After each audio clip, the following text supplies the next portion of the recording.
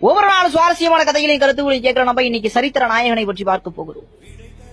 பிறப்பும் இறப்பும் ஒரே நாளில் கண்ட மாமனிதர் யார்?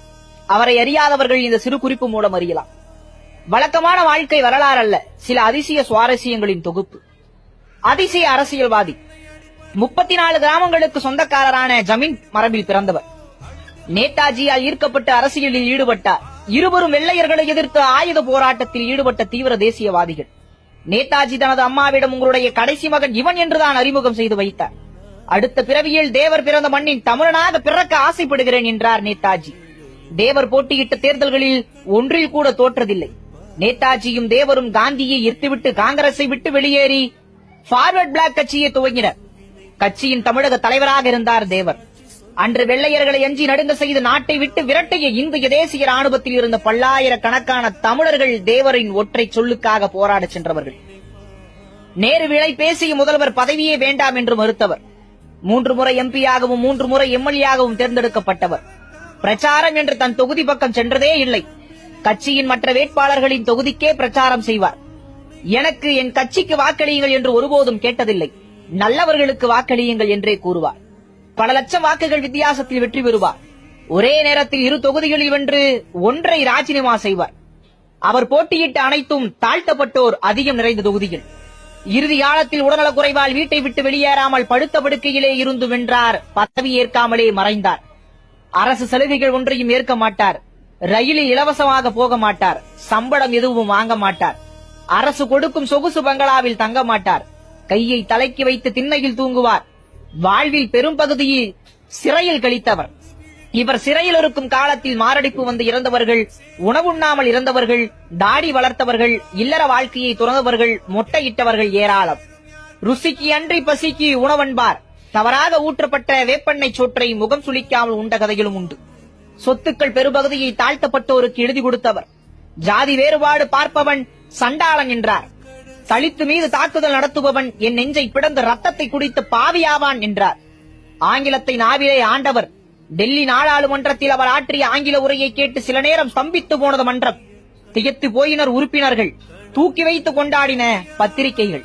ஜோதிடம், சிலம்பம், குதிரையேற்றம், துப்பாக்கி சுடுதல் என அனைத்து வகை கலைகளையும் அறிந்தவர். நேதாஜி இறந்து விட்டார் என காங்கிரசும் ஆங்கிலேயர்களும் கட்டிய கதையை தகர்த்தெறிந்தவர். இறுதி வரை நேதாஜி தேவருடன் மட்டுமே ரகசிய தொடர்பில் இருந்தார். ஆன்மீகத்தின் அடையாளம். தன் வாழ்நாள் முழுதும் பெண் வாடையே படாதவர். உங்கள் அழகு மீசை பிடித்துள்ளது ஒரு பெண் கூறியதால் ஆண்மையின் அடையாளமான தன் மீசையை நீக்கிவிட்டு இறுதி வரை வாழ்ந்தவர்.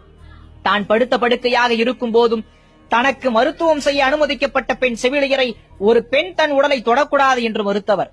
இறுதி காலத்தில் ஒரு அறுவை சிகிச்சை செய்து கொண்டால் தாங்கள் இன்னும் பல ஆண்டுகால வாழலாம் என்று மருத்துவர்கள் கூற, இறைவன் கொடுத்த உடலை குறையின்றி மீண்டும் அவனிடம் ஒப்படைக்க வேண்டும் என்று கூறி அறுவை சிகிச்சையை மறுத்து உயிரை மாய்த்துக் கொண்டவர்.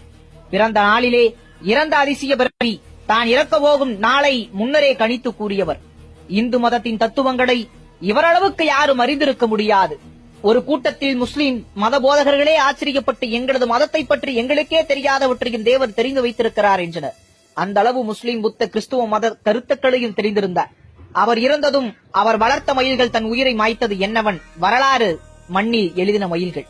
சித்த வித்தையில் உயர்ந்தும் நைசீக பிரம்மச்சரியத்தின் உச்சத்தை தொட்டும் ஈடிடையற்ற ஆன்மீகவாதியாக விளங்கினார் தேவர். அதனாலே சித்த வித்தையில் உள்ளவர்களுக்கும் நஸ்தீக பிரம்மச்சாரியாக வாழ்ந்தவர்களுக்கும் அவரது சீருடர்களால் நடத்தப்படும் குரு பூஜை என்ற சிறப்பு பூஜையானது தேவருக்கு வருடந்தோறும் சிறப்பாக நடத்தப்படுகிறது. பால்குடம் எடுத்தல், முளைப்பாரி வளர்த்தல், முடிக்காணிக்கை செலுத்துதல் முதலிய செயல்களின் மூலம் மக்கள் தேவரை தெய்வமாக வணங்குகின்றனர். நேருவை தவிர்த்த தேவர், ராஜாஜி போற்றிய தேவர். வரலாற்று ஆய்வாளர் திரு மருதுபாண்டியன், நான் ஆராய்ச்சி செய்யாத தலைவர்களே இல்லை, நான் ஆராய்ந்தவர்களிலே மிக சிறந்த தலைவர் தேவர்தான் என்கிறார். அவர்தான் தெய்வத்தையும் தேசியத்தையும் தன் கண்களாக கண்ட தியாகி முத்துராமலிங்க தேவரையா.